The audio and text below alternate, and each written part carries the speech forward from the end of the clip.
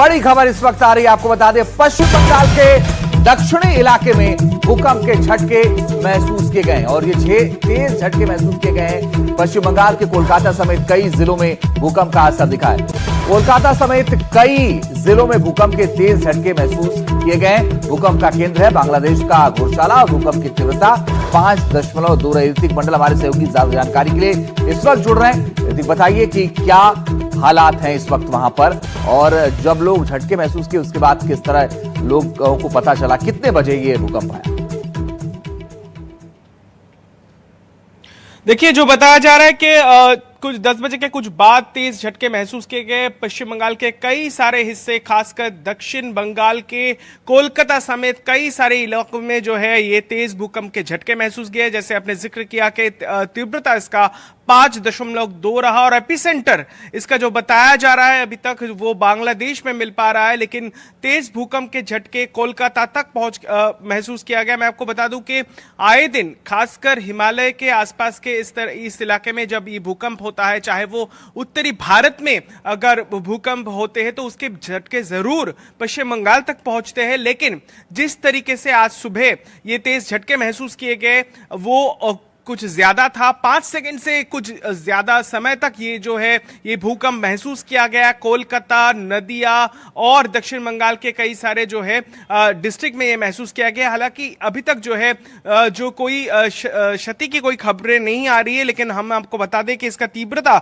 जो बताया जा रहा है वो 5.2 बताया जा रहा है और कुछ देर पहले ये तेज झटके महसूस किए गए। खबर इस तरीके से भी आ रही है पूर्वोत्तर भारत के मेघालय में भी इसका झटका महसूस किया गया है और इसके अलावा जो नॉर्थ बंगाल के जो हिस्सा है यानी दार्जिलिंग पहाड़ियों में भी इसका हल्का झटका महसूस किया गया। लेकिन सबसे ज्यादा प्रभाव जो है कोलकाता के आसपास महसूस किया गया है। दक्षिण जो बांग्लादेश का जो इलाका है यानी तटीय इलाका है वहां पर इसका प्रभाव जो है इसका एपिसेंटर बताया जाए, जिसका बिल्कुल जो आसपास के जो डिस्ट्रिक्ट जो इलाके की अगर बात की जाए तो उसमें मेघालय आता है, मणिपुर आता है और मिजोरम आता है, यानी वहां पर भी तेज झटके जो है उसका महसूस किया गया है। लेकिन अभी तक जो है कोई जो नुकसान की खबरें नहीं आ रही है, लेकिन कोलकाता के जितने भी हाई राइज है उसमें इसके तेज झटके महसूस किया गया है। मैं आपको बता दूं कि जिस तरीके से हम जानते हैं कि इसके बाद जो है एक आफ्टर शॉक का जो है वो चांसेस रह जाता है। इसके लिए आनन फानन में कई सारे जो दफ्तर है, खासकर कोलकाता के सॉल्लेक एरिया में जहां पर सेक्टर 5 है, जहां पर IT हब है, वहां पर भी कई सारे मकान को खाली करने की जो है खबर जो हमें मिल पा रही है। लेकिन मैं आपको बता दूं कि इस तरीके के झटके हाल ही के समय में शायद ही कभी महसूस किया गया था। कोलकाता में भूकंप के तेज झटके जो है वो महसूस किए गए हैं आज सुबह करीब 10 बजे। बिल्कुल ऋतिक, आपने जो बताया कि किसी तरीके का कोई नुकसान नहीं हुआ है तो यह अच्छी बात है, राहत की बात है कि किसी तरह का कोई नुकसान नहीं हुआ है। लेकिन बड़ी बात यह है कि ये जब झटके आए उस वक्त आमतौर पर लोग ऑफिस जाने का लोगों के वक्त होता है और एक तरीके से कुछ लोग ऑफिस पहुंच भी गए होते हैं, तो क्या उन सारे ऑफिसों को अब खाली करा लिया गया है और कितने देर के लिए?